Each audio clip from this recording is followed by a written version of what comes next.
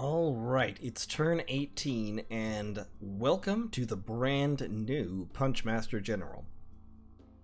This is why I stacked 4 main gouges of pairing.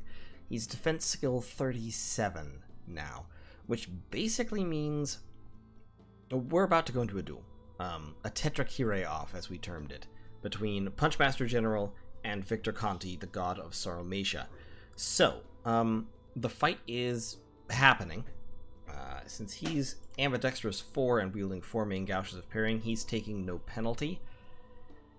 If Victor Conti is wielding 4 swords, then he'll be taking an attack penalty, which he I'm kind of playing mind games here, because look, what I've done is basically I've just stacked my defense up pretty much as high as I can. Weapon defense modifiers plus 22. My 2 horned helmets do bring it down slightly, but they give me extra attacks, so I'm willing to overlook that. I've got this Burning Pearl to increase my attack skill, and I'm hoping that he doesn't have this and isn't worried about his ambidextrous penalty, banking on the fact that once he goes Berserk, the Berserk plus 7 will kick his attack up into the Stratosphere. Well, it will, but it won't kick it up as Stratospheric as my defense skill, and in particular, even when I go Berserk, my defense skill is still 30. So if he hasn't taken really serious attack buffing measures, I should still be parrying more than half of Victor Conti's attacks, even after we both go Berserk. He, unfortunately, cannot reach 195, but he can reach 186, so we've agreed we're going to move all our troops out. Our Tetrachires are going to fight. That's great for me, because this is my Dominion. And so, here, assuming Dominion doesn't change before the fight, which it shouldn't, since he's a god, and Victor Conti is a god, so I think they should basically cancel each other out. Assuming it doesn't change, Punchmaster should be getting his Bless, his 10% regeneration, while Victor Conti does not get his regeneration at Hardskin. If that's true, I'm pretty sure I win, because that means I'll have 10% more regeneration, plus the Stratospheric defense skill, and I should be able to overpower him, especially because his protection will then be no better than mine. In neutral Dominion, where neither of us get a Bless, I think I still win. Unless he's got a gear setup that I haven't anticipated, which is of course always possible, but I think I've got this in the bag. If it's in his Dominion, it'll be a little iffier, because he'll have 10% more regen than me, and he'll also have 5 more points of natural protection. So that'll be a little bit rough, but we'll do what we can. So, this is Punchmaster's gear. He is going into 186. Victor Conti is going into 186. It'll be for all the marbles, and we'll see how it goes. He doesn't have any troops nearby to support him, except he has a few Oirapatas. He does have Jason Giambi, so he could theoretically cheat here, but to be honest, if I beat Victor Conti, then I'm sure I will beat Jason Giambi. Jason Giambi is much less dangerous, and Punchmaster General will regenerate between battles. So if Victor Conti goes down, then Jason Giambi will also go down, in which case I'll have murdered 2 Pretender Gods in one turn, and I'll have literally wiped out all of Team Blood's PG chassis, which would be pretty cool. So that is what's happening up here. Periphas is sneaking into Inarime in order to cause a little bit more trouble, do a few more assassinations. Down here, I'm forging a Greatsword of Sharpness and a Mace of Eruption, so I'm forging up some more weapons. And I'm also going to forge... what was the other thing I was going to forge? Yes, I'm going to forge I wanted to forge a Shield of Valor. I don't have the Earth Gems for it. Too bad. Well, instead I'll forge a Fireplate? That won't really upgrade the defense. I'm getting gear for another Polar March together. I don't really need 2 weapons, do I? Mace of Eruption, don't necessarily need the Greatsword of Sharpness, so instead, why don't you just research for me, and you can forge the Shield of Valor. Or maybe a weightless Kite Shield. Has less protection than the Black Steels, but no encumbrance, no defense penalty. Slightly lower parry values. I'm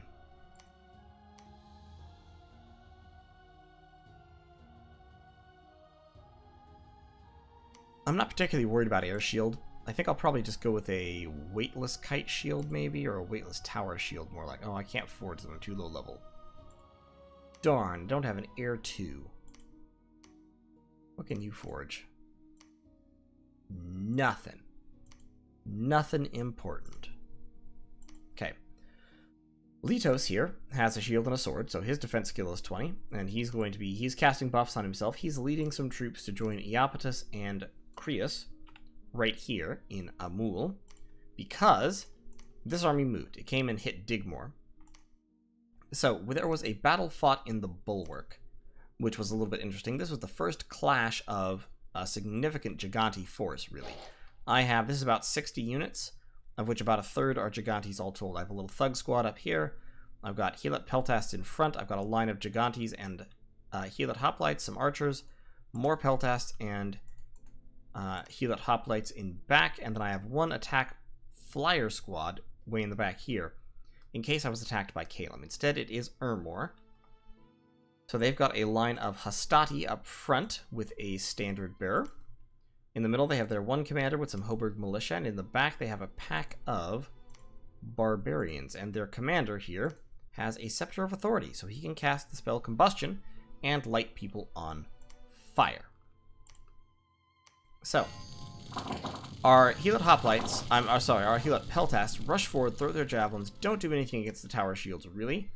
Once they've thrown their javelins, they then charge into melee. They get in front of the Gigantes, some of whom are lit on fire. But the Gigante Hoplites do a really good job killing these guys, and in the back, my Thug Squad sweeps around, murders the Hoburg militia, and then takes out Ermor's commander fairly quickly. Yep, there he goes. So that routs the armies of Ermor, and we basically clean up at that point. Unfortunately, one of my Gigantes does not manage to put himself out. This one right here. I think he also took a couple of hits. Let me look at him.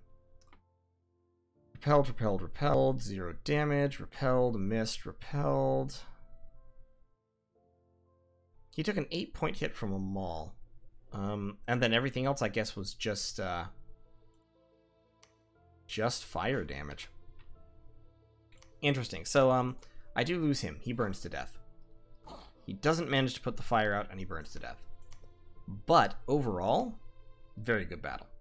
I lost some worthless Helats that I don't really care about, and one Gigante Hoplite, in exchange for a small army of Ermors. 56 kills compared to 17 losses, 14 of whom were Helats and 2 of whom were human archers. I'll buy that for $1. Some of my units did retreat, unfortunately, but that happens. So, we've taken this. Calum has taken this. Oh, excuse me. This army is over 50, actually. It says 40. It's about 53, 56, something like that. 53. 53 Spirehorn warriors. This army, Enceladus, is moving up to hit this province, retake the Amazons. These guys are concentrating here in Amul. The only way these birds get away is if they jump to Vilivoros, in which case they'll still run into a little bit of damage because there are 2 Gigante Hoplites here. But they should be able to take it. My infantry here is not impressive. My province defense, only a few heavy infantry and the Gigantes. So they'll take some casualties, but they'll win. However, if they try to go here, I'll crush them. And if they hop away, then I'll consolidate this army and I'll push down in to attack. This fort has one more turn to go before it's breached.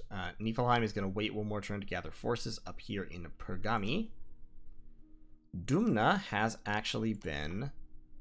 they left one Spirehorn warrior to besiege it, and it got bounced off by Niflheim's commander, so that was cool. The war against the Helats has been declared, so unrest has gone up everywhere, except Endless Flame, where I've just lost some income because I suck, I guess.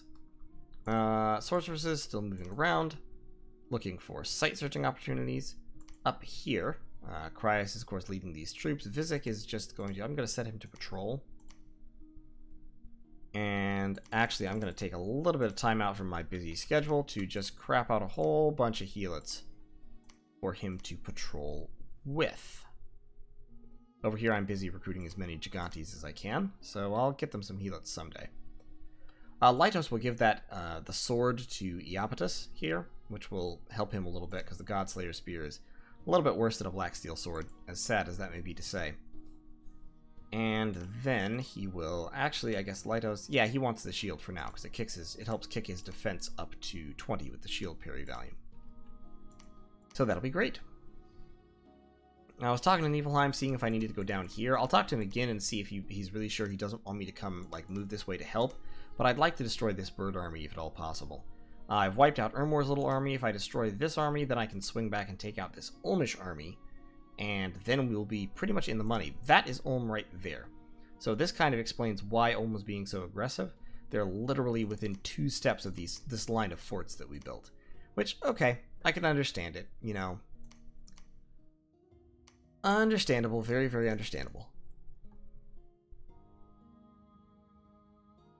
You are going to have to pardon my yawns. It is late. Late. I just got back from being out and trying to get this done tonight.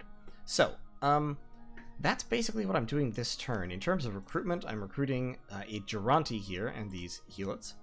And over here, I'm recruiting an E4. I'm still not I can't recruit many of my capital-only mages because I just need money. I'm actually, Niflheim was asking if anybody needed some gold. He has a little bit spare, so I'm going to see if I can get a hold of that. Still can't recruit any mages up here because I don't have a temple yet. So Typhoeus is going to search for magic sites and wait to build a temple. Periphas is sneaking up here. I was attacked by this little army in Inarime. One bride in waiting, some Baratian archers, and a few Colossi warriors. Any number of my troops should be able to destroy them, or of course Punchmaster, but Punchmaster is going off to his duel. So, I've got 2 Gigantes up here. I'm recruiting 1 Helot Peltas, that being all the money I have at the moment. And we'll see how it goes from there. I'm forging that Mace of Eruption. I'm contemplating, I have Distill Gold. And with 2 extra levels, I would get extra money from it, and right now, Fire Gems are not super, super high value.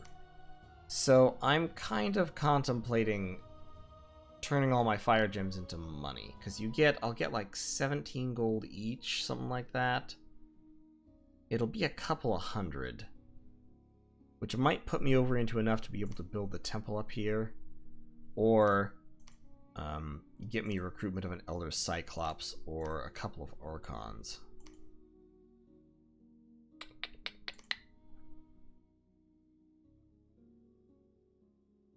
Boy, that's a tough call. Gems are really valuable, but fire gems are not super, super valuable. You know what? I'm gonna do it, actually, because it'll only give me 16. I'm sorry, 16 times 15 is like 240. Well, 240 gold. Oof, that's not much. I'll hold off. My income right now is severely depressed because of the unrest events, because all of my forts are currently over 30 unrest, which of course cuts the income by a very significant amount. You can see here right now this fort is making 52 per year. This is making 51 because it just lost some province income. Even Makone, my capital, only 203. I desperately need to get some more patrollers. But of course, after this event ends, I'll get some more crypties. So that'll be nice because they can patrol. And then I can give them gear and send them out to assassinate people. So that, I think, is going to be my turn. Oh, I'm also sending Hippolytus here, who has pretty solid gear, to be honest. No body armor, but he can cast, he can already cast Stone Skin. I'm sending him out to raid, because he can raid by himself. He's casting Stone Skin, Fire Shield, and Mirror Image. And then he's going to attack whatever the province defense here is in Troll Woods. And unless they move another army through just as I move in, he should be fine. Meanwhile, these ladies here don't really have anything they can do. I could start reanimating, but that would be sort of a waste of gems. I mean, 3 gems for 10 normal skeletons is a bad deal. It's good for early age Ulm because they get the special skeletons. But for pretty much anyone but EA Ulm and Ashdod, and middle age Ulm, if you can get a hold of some Deathcasters as Middle Age Ulm, reanimation is a waste most of the time for most nations. So I think I'm just going to stick with that for now.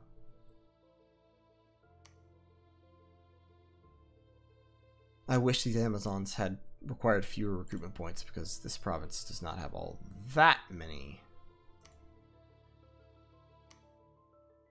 recruitment points. I mean, it's got 94. I could get like 6 or 7 Amazons. These guys are what, 4?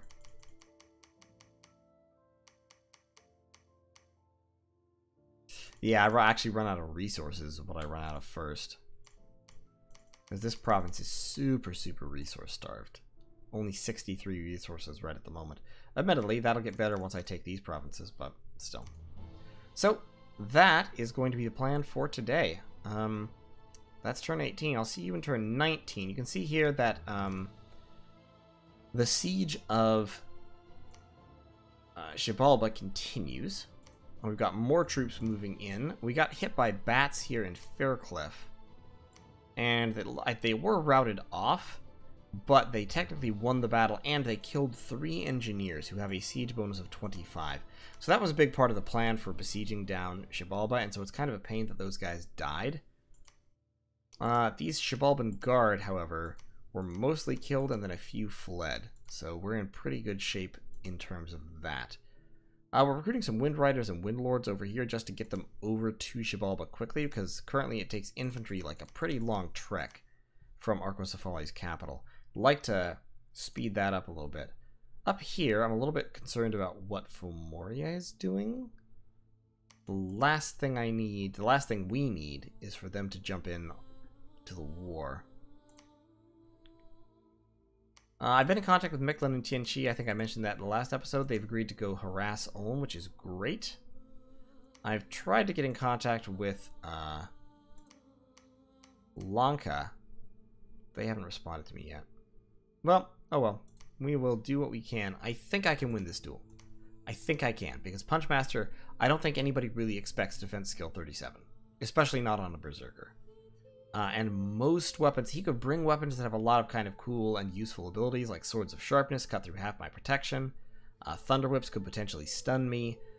Vine Whips could entangle me and leave me more or less helpless, but they're mostly dependent on getting past defense skill 37. And I don't think anybody really counts on, really anticipates defense skill 37. So I should be able to come through this on the strength of that alone.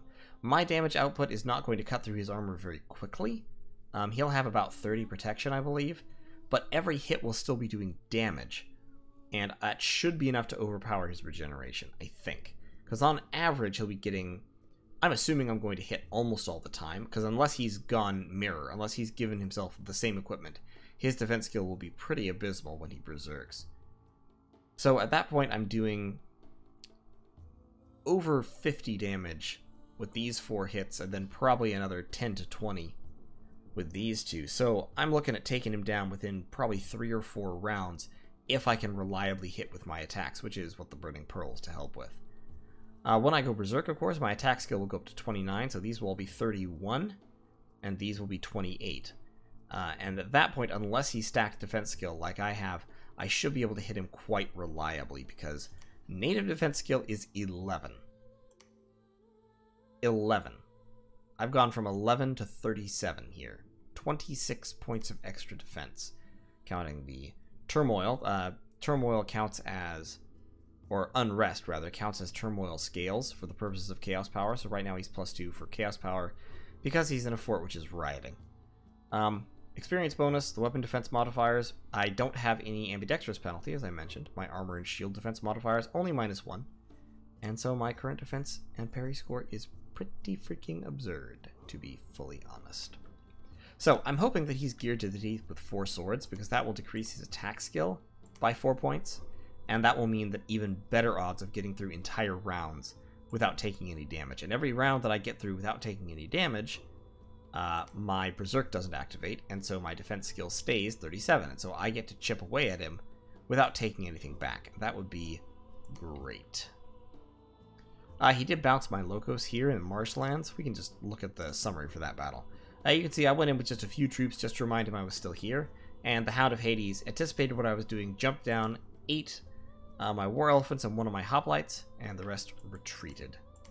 So that Locos is up here, Demukos. And he has only got one Gigante Ekdromos left, but I'm moving him out. I'm actually going to send him back here to pick up more troops. Yeah, do that. So he's going to go back there, pick up a couple more units in 2 turns, and then help push. And what we do will kind of depend on whether Punchmaster General won. I believe he will. I think he will. I've got faith in him. And just in case the enemy is trying something cheeky with a Thunder Whip or something, he is going to cast Resist Lightning after his Stone Skin and Regeneration. So that should pretty much cover it. The only thing he won't have resistance to is cold. And the only weapons that do cold damage are I think that the enemy has available are the Frost Brand and the Ice Mist Scimitar. Ice Mist Scimitars might be a little bit of a problem, but I think we can avoid them hitting us for long enough to stab him to death, basically. I'm not using the Axe of Rulership here because while it does cut off arms, which would be a great little debuff to inflict, having it instead of a main gouge effectively lowers my defense by 8. It cuts it down to 29. And defense skill 29, after the Berserker to be 22, that would be low enough that he'd be hitting me a lot more often. And I don't know if I can live through that kind of damage output even with 30% regeneration. 30% regeneration on this chassis is still only about 50 hit points. If he scored 3 or 4 hits with Swords of Sharpness, maybe even 3 hits, he will be doing more than that. He would be doing something like 70 or 80 damage in a single round, which means I would only have a couple rounds to take that before I died outright. So, playing a little bit more defensively, and we'll see how that goes. Even if, well, okay, I was about to say even if I lose, it won't be that bad. That's a lie. If I lose, it'll be really bad. Probably survivable, given that we do have a whole ton of Nephil Giants over here, and I can divert troops fairly quickly, but bad nonetheless. I am hoping it definitely doesn't come to that. So, thanks for watching, and I will see you all in turn 19. Alright folks, it's Warriors of Faith turn 19, and we are doing this one live because this turn should see the duel of the century between Punchmaster General and Victor Conti. So, there was a battle in Dragonscale Mountains. The Tetrachire attacked Niflheim and won, so it was just a little bit of province defense, and then the Clash of the Titans. So, final gearing. Let's take a look. Over here we have Victor Conti, the Tetrachire, with exactly the same gear, actually. And he does not have his Bless. In fact, it is in my Dominion, so he has a Dominion penalty. It was very brave of him, incidentally, to come into my Dominion like this. But he's got 2 Enchanted and 2 Black Steel Swords. 4 attacks total, all in the high 30s for damage. 10% regeneration, fear, poison resistance, all that good stuff. On my side, I have geared myself out. We saw this gearing at the end of the last episode. Burning Pearl, Boots of Giant Strength, Black Steel Plate, 2 Horned Helmets, and 4 Main Gouges of Parrying for a total defense skill of 35.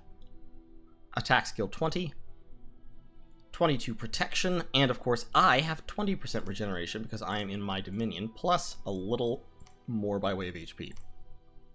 So, let's see how this one works. He's casting Personal Regen, I'm casting Stone Skin. So now I'm up to Prot 26.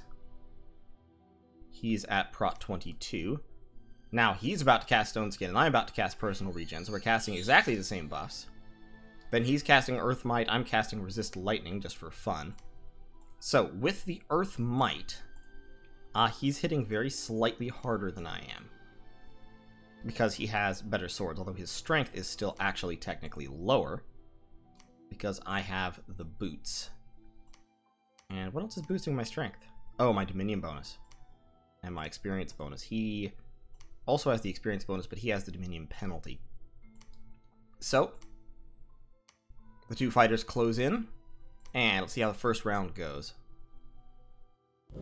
So, first round, round 1, he's down to 75 hit points, and I am at 134 because my defense skill is crazy. Whereas his defense skill is... That's still Punchmaster General. His defense skill is 9.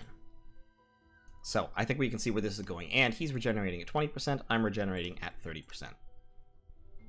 So that is that. 2 hits, and the fight is over. And Victor Conti lies dead on the field. Good night, sweet prince, and flights of angels sing you to your angry 2-headed rest. Yeah, that was brave. That was brave coming in there. Other battles. So there's a battle in Griffin Rock. Let's see how that was. So this is Niflheim attacking Ulm. And it looks like they're just probing. Ulm has their great big army over here. Niflheim is probing with a Gigya and some Amazons. And a couple of heavy cav. I feel like this was a mistake. Like, casting Sabbath Slave here does not help.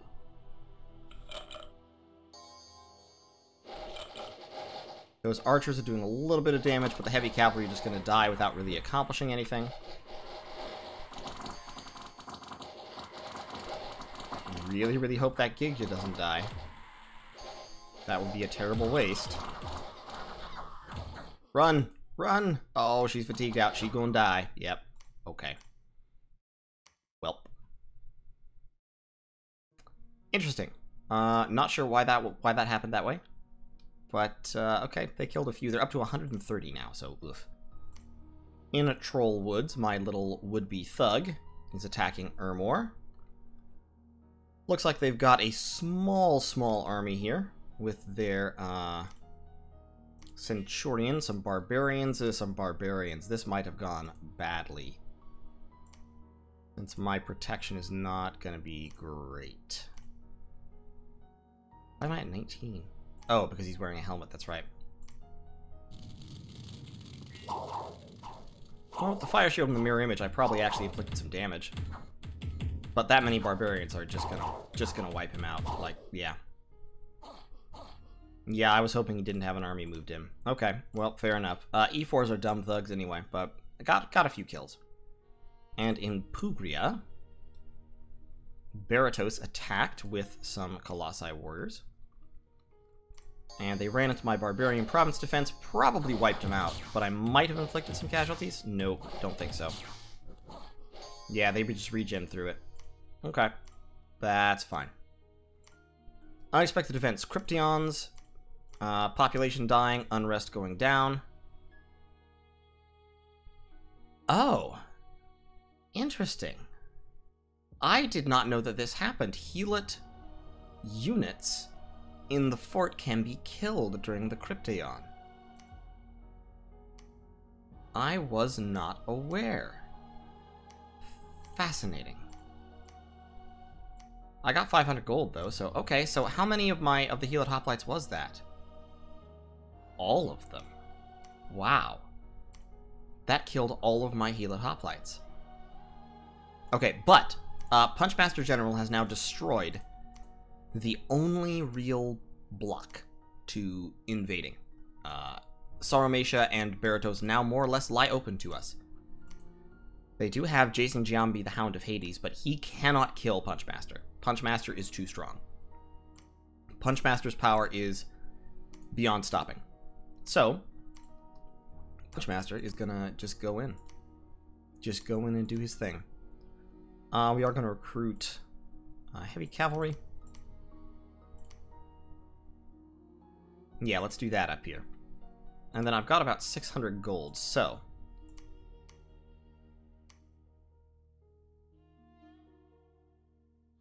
That's about 130 units there. That's about 100 units there, but it's 2 separate armies. So what we're going to do here is, you are going to give that sword to Iapetus.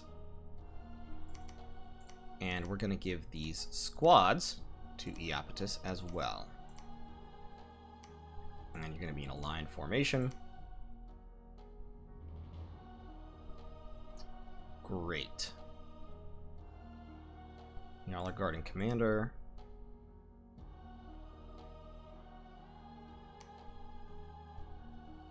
Okay, and you have No reinvigoration and 10 encumbrance, so you should definitely cast Earth Power. Alright, so Litos, search for magic sites real quick. Krios, move back to the capital.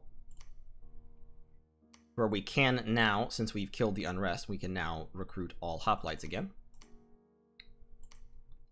Over here, let's switch back to recruiting E4s.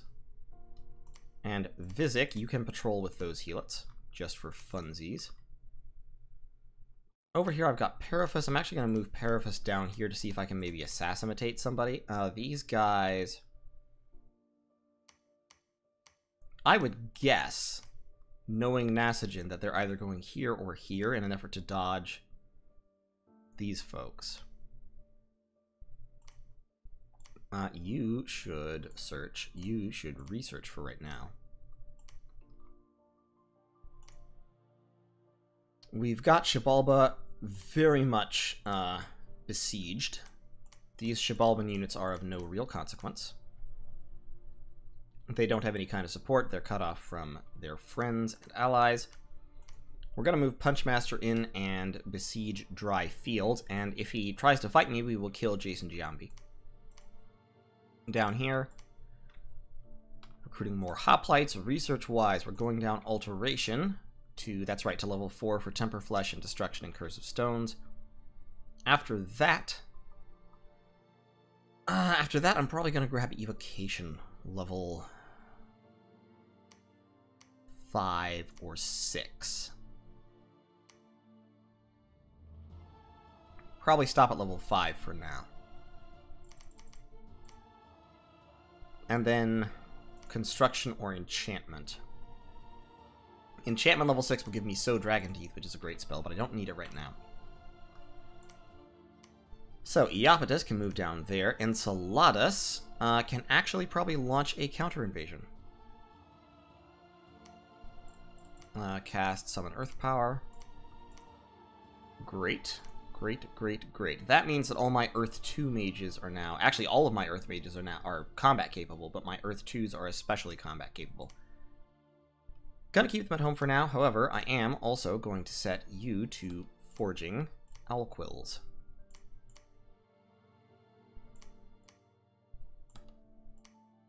Yep, owl quills. I have 16 Earth gems.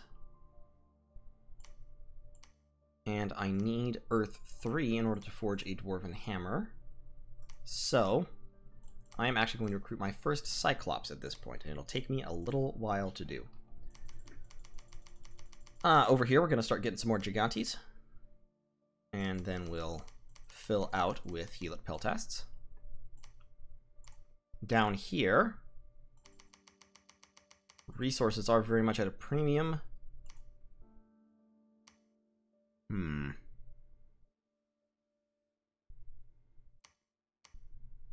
So let's get kind of the lesser Gigante units, and then once again fill out with some Helot Peltasts. Since we've got the money, we're going to spend the money. It is definitely a good idea.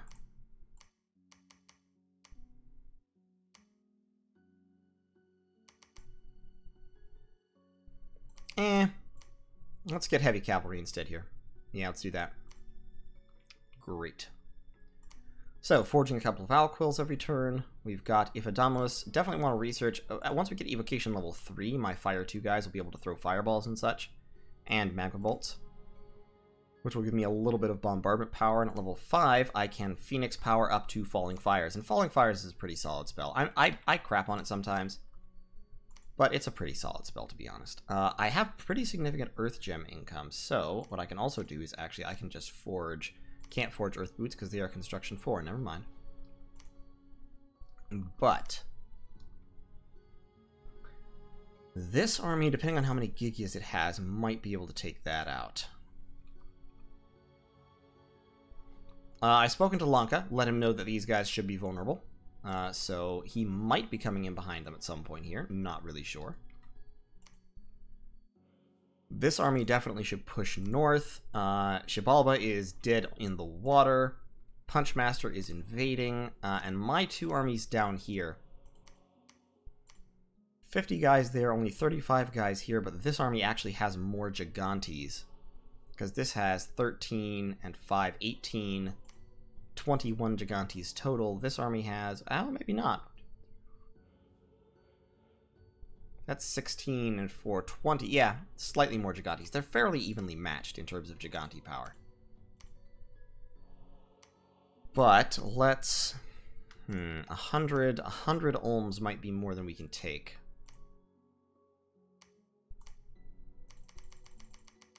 I'm going to kick this up to 11 province defense, and I'm going to move one of my other Amazons over here to grab it. Oh, I'm still recruiting light infantry. That's why I'm getting more and more. Whoops. You should search for magic sites. You're searching for magic sites. Here you should...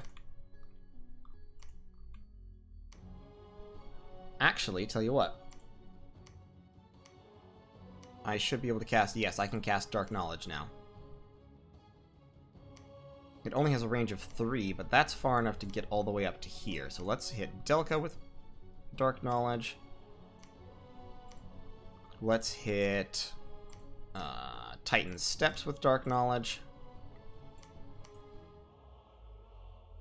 And let's hit somewhere else with Dark Knowledge. Sure, Digmore, why not? Yeah, so I'm just going to blow some Death Gems right now. I have pretty significant income already, and I'm just going to site search freaking everything at level 9 using Dark Knowledge in order to get the most death income possible, so that I can empower somebody and break into level 2 death, assuming I don't get my 10% random.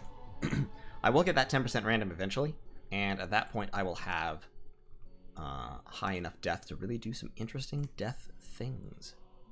But I don't yet. We'll get there. Poor Megis is just dying by inches over here. He's just the worst at this point. Alas, but he's still contributing 7 research points, which is really all I ever quite needed from him. And as soon as I can build a lab here, I'll start churning out Jade Sorceresses as well.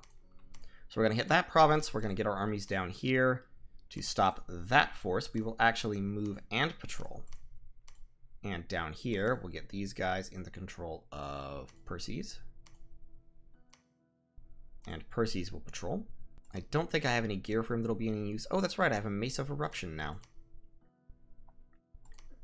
So I can give that to Iapetus.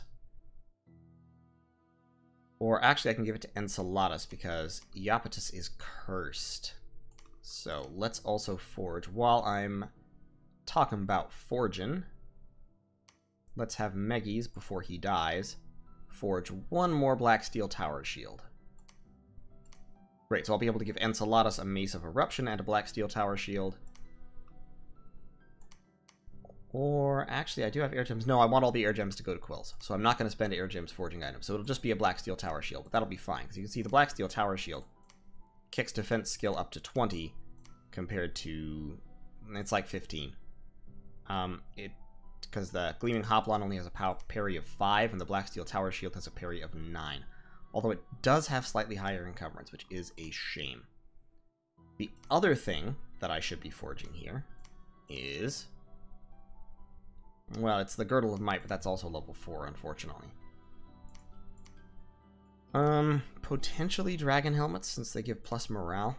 But, to be honest, I'm not too worried about it at this point. The basic helmets will be fine for now. Because the Gleaming Helmet is prot 23 and only -1 defense, so it's pretty beefy, pretty solid. And you are so fat, Demukos. You were just... I'm sorry. I know you don't like it when people talk about it, but, like, dude, I gotta mention. You are so fat. Okay. So, yeah. We are doing good. We are accomplishing things.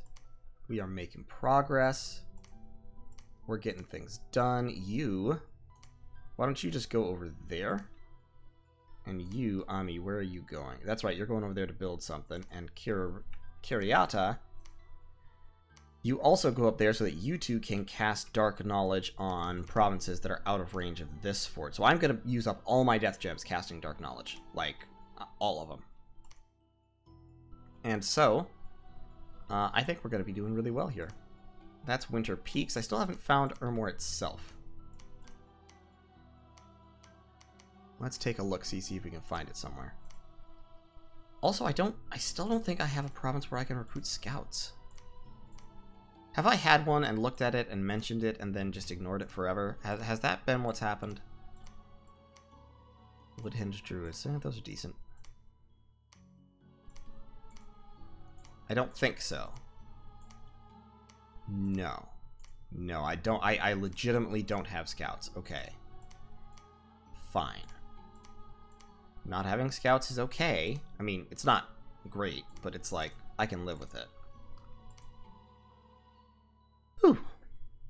Yeah, that was gutsy. That was gutsy of Victor Conti to take this fight, especially in my Dominion. And I just way outgeared him. Like, he had his swords and his armor. 4 swords and the armor, and that was it. I had 4 extra pieces of gear, and my gear was more suited for one-on-one conflict like that. Although, to be fair, this will also waste squads of enemy troops very, very rapidly. With 6 attacks, each doing enough damage to one-shot like smaller giants. Oof. Fighting Punchmaster General is rough. Even outside his Dominion, he's going to be absolutely terrifying. Because, like, if I go in here, I'll lose 24 hit points, which will bring me down slightly under 100, but I'll still be regenerating at 20% when I cast Personal Regen. And I'll still have protection up close to 30 when I Berserk. And I'll still be hitting with almost all my attacks almost all the time, doing upwards of 40 damage per hit. It will be a mess. Oh, and my defense skill will still be, like, crazy high. High enough that most units simply cannot hit me. So, yeah, he's just gonna rampage. It'll be fine. Like, I am not worried. I have no worries about him being killed. Legitimately none. So yeah, I think that'll be a good old time. And we'll get our first Cyclops here. And pretty soon we should recruit another Polar March or send one of the mages out leading my next group of Gigantes. And it'll be great. Alright, I think that's turn 19. Diplomatically, this is slightly worrying, but I think they just took that throne. Not sure. In any case, we do have a non-aggression pact with these folks. Over here, everyone seems fairly peaceful. He's hired some mercenaries, which makes me wonder a little bit about his intentions. But hopefully he doesn't invade. That would be very, very sad, because it would distract from finishing off Xibalba. And I think we're in a really strong position. So, thanks for watching. I'll see you all in turn 20. Okay, turn 20, and this turn actually went really pretty well. There was a battle in Griffin Rock, which we should look at. This was the first really major battle between Niflheim and Ulm. And this battle kind of demonstrates why giant nations fear Ulm.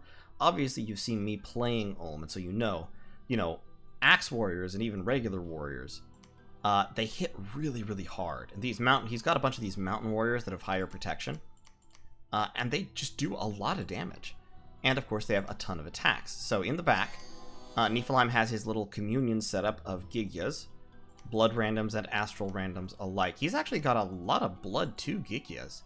That's really cool. That means he'll be able to kickstart his blood economy. He's got archers back on the flank, and he's got a big old line of Nifl giants up front with their frost auras. Since it is cold here, they are protection 19, which is fantastic.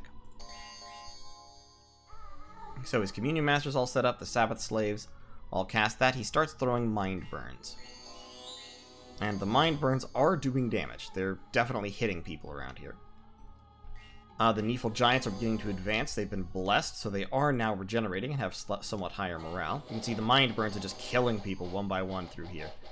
Arrows starting to go out from both sides. The archers are firing into the masses of Ulmish troops, doing decent work since Ulmish troops have low protection. You can see the axes starting to hit the Nifl giants, unfortunately. And the mind burns are still definitely working.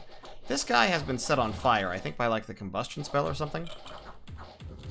But in any case, they are regenerating, and at this point it just turns into a frontline slogging fest, and here you can see why Niflheim struggles against Ulm. So look, these guys up front, they have cold resistance 5, so fatigue 15, Fatigue 15. They haven't even been hit by the Fatigue Aura yet. This guy has. He's been hit by the Fatigue Aura. That guy has not.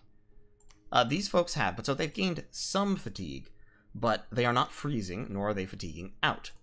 The Nephil Giants, meanwhile, are suffering a lot of attacks, especially here on the corner. This guy has a harassment penalty of 19 because he's being attacked by 3 squares, or actually probably 5 squares full of Ulmish infantry. And so, as the battle goes on, the Nephil Giants get whittled down. However, some of the Ulmish troops are starting to rout because their morale is not the best. The constant bombardment of arrows is hurting them.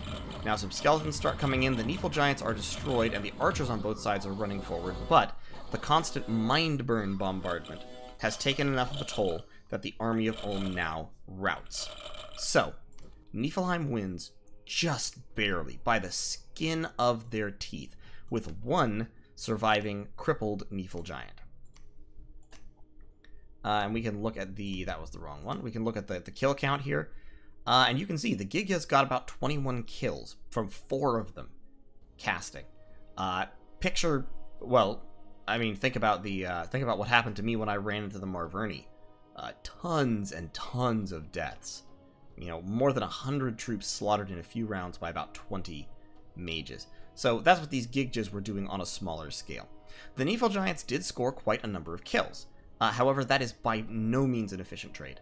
Trading Nephil Giants for Ulmish infantry is a terrible trade, because Nephil Giants cost 150 gold each, and Ulmish infantry cost 10. So in order to get efficiency, you have to trade at about a 15-to-1 ratio, which Nephil Giants can't really do. Now, this is what Niflheim had. I mean, this was what was available to him, so recruiting these Nephil Giants was still not necessarily a bad call. But it's not efficient against Ulm, and that's one reason why Ulm is really good against Niflheim. Ulm lost about half of their army.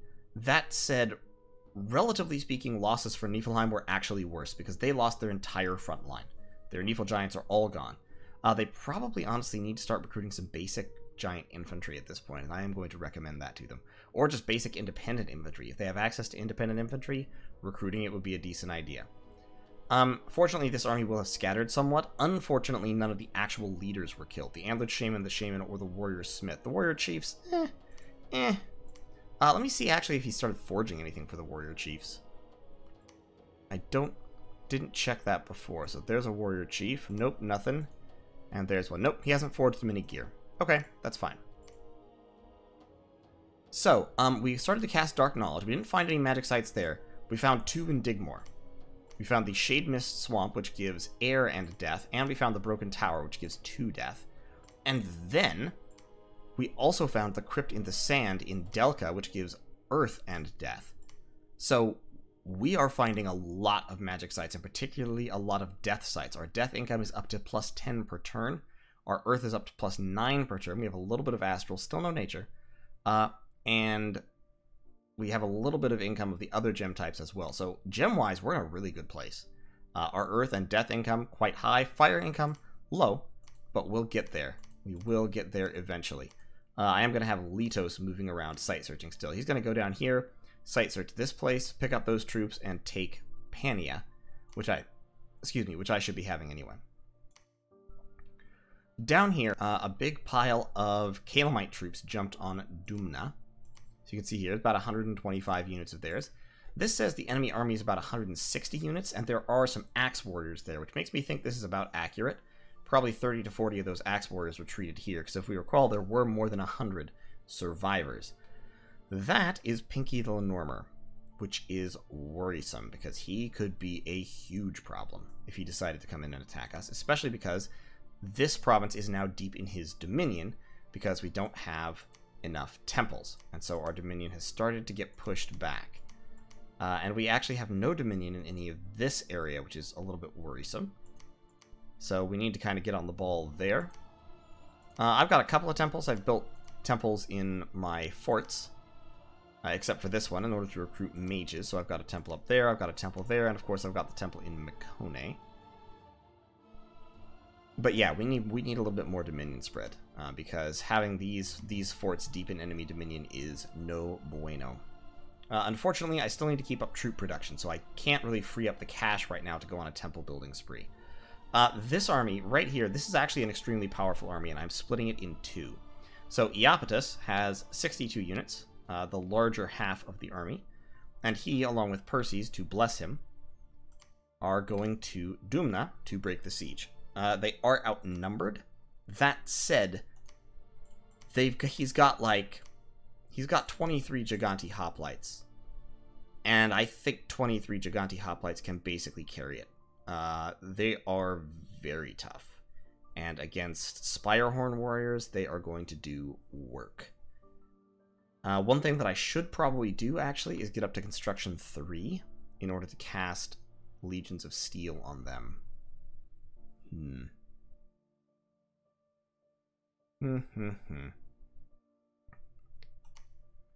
Let me finish going up Alteration first.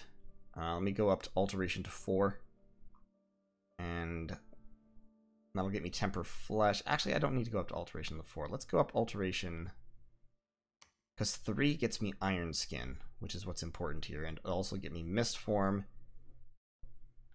Okay, and Numbness, although that's not terribly relevant at the moment. Yeah, let's get Alteration 3, and then I do want to run down Evocation for a while, because I want to get those fire spells. Falling Fires, and earlier I want to get Fireball and Magma Bolts.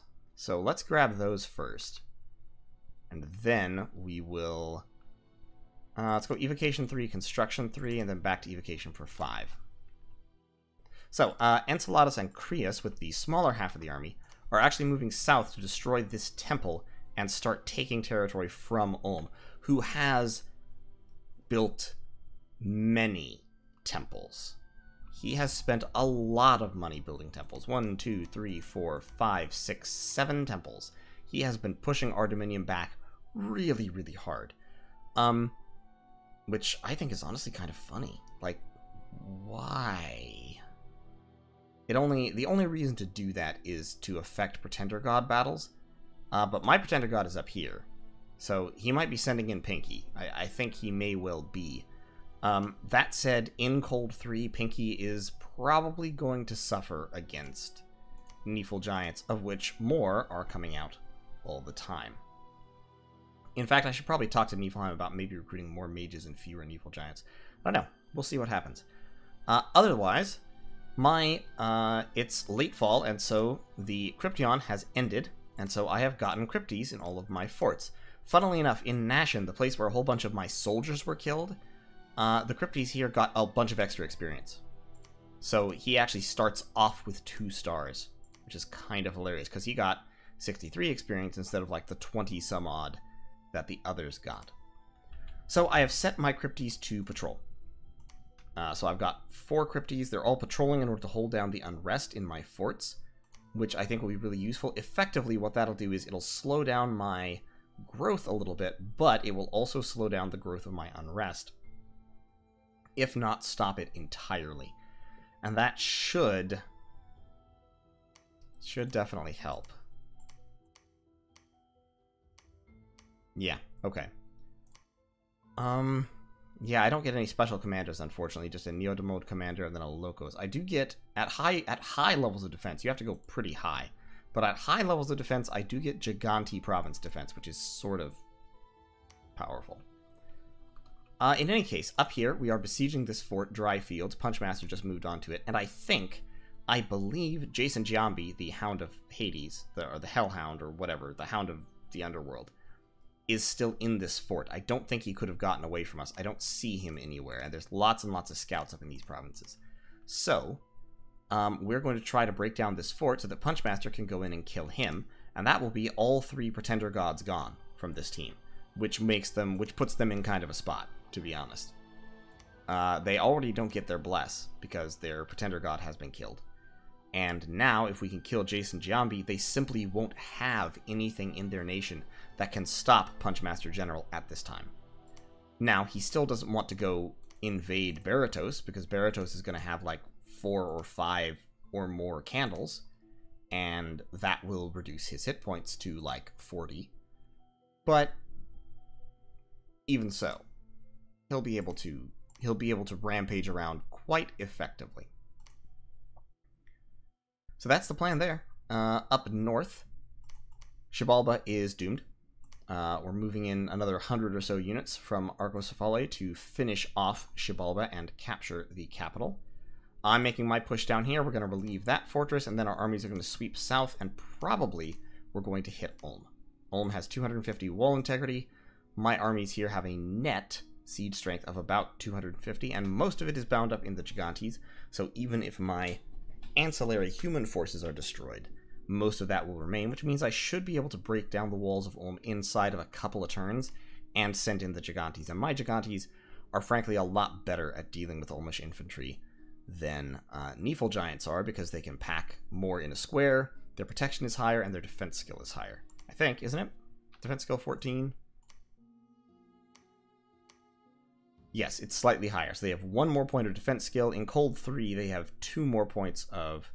Or in Cold 2, they have more protection. In Cold 3, their protection is, I believe, the same.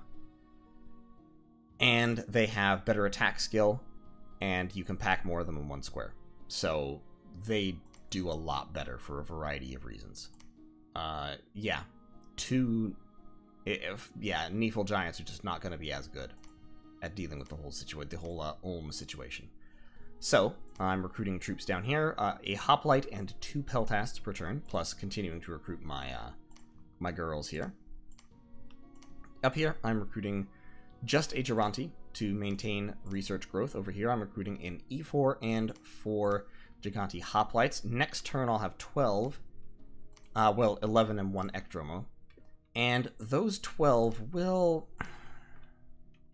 I'm probably actually going to send those 12 north, because I've already got a significant concentration of troops down here.